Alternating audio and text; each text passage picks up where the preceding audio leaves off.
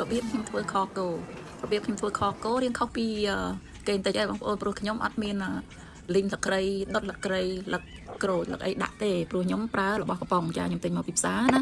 ចារបស់កំប៉ុងហ្នឹងហើយនឹងពេញប៉ោះហ្នឹងគេហៅ paste វារៀងស្អិតណាចាហើយដំបូងខ្ញុំដាក់ខ្ទឹមបំពងខ្ញុំបំពងហើយដាក់ខ្ទឹមបំពងជាមួយស្ករសអីក៏បានដែរគាត់ហៅក៏បានស្ករសក៏បានតែស្ករចាខ្ញុំដាក់លីងឲ្យឈ្ងុយហើយខ្ញុំដាក់គ្រឿងខគោចូលខ្ញុំដាក់ចូលហើយខ្ញុំលីងឲ្យឈ្ងុយចាលីងឲ្យវាចូលទៀតជាមួយខ្ទឹមជាមួយស្ករអីហ្នឹងចាំឲ្យឈ្ងុយហើយខ្ញុំដាក់ពីប៉ោះចាពីប៉ោះនេះជួយឲ្យជូរចាទៀតជូរហើយឲ្យទឹកស៊ុបយើងហ្នឹងរៀងខាប់ចារៀងខាប់ហើយឆ្ងាញ់មានជាតិទឹកពីតិចហើយទឹកស៊ុបវិញខាប់ឆ្ងាញ់ហើយចំណែកសាច់វិញខ្ញុំប្រើសាច់វាវហើយនឹងសរសៃគោអញ្ចឹងហើយខ្ញុំត្រូវចំរៀងយូរតិចចារៀងជាធម្មតាគេ1ម៉ោងខ្ញុំតតែដាក់1ម៉ោងកន្លះទៅ2ម៉ោងបានញ៉ាំចានៅក្នុងនេះដែរខ្ញុំមិនទាន់អាចដាក់អំបិលបងប្អូនខ្ញុំទាន់ព្រោះថាយើងកូរឲ្យឈ្ងុយសពចឹងទៅដាក់ផ្កាច័ន្ទ4 5គ្រាប់ទៅចាផ្កាច័ន្ទ4 5គ្រាប់អ្នកខ្លះគេដុតធ្វើអែមធ្វើអីដាក់ចឹងណាលីងដាក់ចឹងទៅខ្ញុំអត់ទេខ្ញុំដាក់ផ្កាច័ន្ទទេចាដាក់ផ្កាច័ន្ទ4 5គ្រាប់ចឹងទៅហើយអំបិលខ្ញុំទាន់ដាក់តែស្ករប៊ីចេងហើយនឹងម្សៅស៊ុបគ្រឿងស៊ុបឬស៊ុបមាន់ស៊ុបអីចឹងគេមានស៊ុបគោប៉ុន្តែខ្ញុំអត់បានទិញទេចាដុំស៊ុបគោនឹងខ្ញុំអត់ទេចាហើយនេះដូចឃើញចឹងសាច់ខ្ញុំលាយវាវហើយនឹងសរសៃដូចនេះហើយខ្ញុំត្រូវមកឲ្យរៀងយូរបងប្អូនចាកូរឲ្យសព្វចឹងទៅខ្ញុំគ្របវាទុកទៅណាគ្របវាទុកហើយមកវាភ្លើងតិចហ្នឹងកន្លះម៉ោងអីសិនកន្លះម៉ោងឲ្យចូលជាមួយគ្រឿងអស់ចឹងទៅខ្ញុំដាក់ទឹកថែមចាទឹកថែមហើយមកងាស់ចោលទៅ1ម៉ោងទៀតណាចាចាំ1ម៉ោងអីទៀតបានយើងដាក់ក្រប់ដាក់អីចឹងណាអូនេះយើង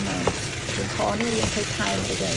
វាសាច់យើងស្វិតវាសាច់អត់ស្វិតអត់សូវឆ្ងាញ់ទេខគោចាហើយបើអត់ខ្សែអត់ទៅចឹងអត់ឆ្ងាញ់ណាហើយវិញខ្ញុំដាក់ខ្សែលាចឹងពេលវេលាយើងធ្វើរៀងយូរតែប៉ុន្តែឆ្ងាញ់ចាឥឡូវវាប្រហែលជាកន្លះម៉ោងក្រោយមកខ្ញុំបើកមើលណាខ្ញុំបើកមើលទៅឃើញសាច់វាឆ្អិនគ្រាន់បើហើយចាវាសាច់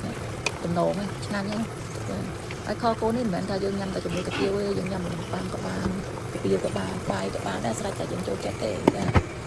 ញ៉ាំមិនគ្រាន់តែថាញ៉ាំកូនខ្ញុំចូលចិត្តញ៉ាំកាទៀវចឹងហើយគាត់ស្រុកកាទៀវញ៉ាំជាមួយទៅចាហើយពងនំប៉័ងវិញរត់តែឆ្ងាញ់បងប្អូនអើយនំប៉័ងចលក់ហ្នឹង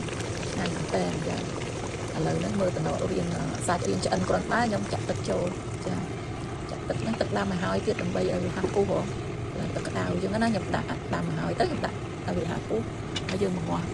ថែមទៀត1ម៉ោងអីចឹងទៅចាមកថែម1ម៉ោងហើយបានយើងមើលសាច់រៀងផុយបន្តិចយើងធ្វើតេស្តមើលដែរចាធ្វើតេស្តមើលហើយជួបមើលសាប្រៃអីចឹងទៅចាហើយបានដាក់ការ៉ុតចូលចាការ៉ុតហ្នឹងអត់យូរទេតែ5នាទីទៅ10នាទីហ្នឹងផុយបាត់ហើយចាបានញ៉ាំហើយការ៉ុតអត់យូរទេចាអញ្ចឹងហើយស៊ុបគោអត់មានអីទេបងប្អូនមានតែប៉ុណ្ណឹងដូចខ្ញុំថាអញ្ចឹងបងប្អូនចង់ដុតគល់ត្រីដុតឈើអែមឬក៏ផ្សេងនេះបងប្អូនចូលចិត្តណាដាក់ណាលីងដាក់ជាមួយគ្នាណាផ្កាច័ន្ទអីលីងដាក់ជាមួយគ្នាណាក៏បានដែរបើខ្ញុំដាក់ផ្កាច័ន្ទទេចា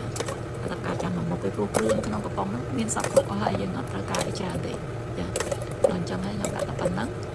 ហើយឥឡូវដល់ពេលដាក់ការ៉ុតហើយចាដាក់ការ៉ុតហើយមកពី5ទៅ10នាទីរួចស្រេចចារួចស្រេចហើយអញ្ចឹងហើយយើងអាចទៅដាំទឹកស្រុកកាទៀវស្រុកអីញ៉ាំជាមួយបាននំប៉័ងអីដាក់ក្តៅដាក់អីចឹងយើងជ្រលក់ចឹងណាចាស្រួលទេខគោអត់មានអីពិបាកទេបងប្អូនហើយឆ្ងាញ់ទៀតចានេះមើលទំនងទេបងប្អូនទំនងអូឆ្ងាញ់ណាស់បងប្អូនទំនងខ្លាំងមែនតើហ្នឹងហើយបងប្អូនអរគុណច្រើនចាមានអីទេមានតែប៉ុណ្ណឹងឯងខគោខ្ញុំហ្នឹងហើយជីអីចឹងយើងចូលចិត្តជីបន្លាជីអាណា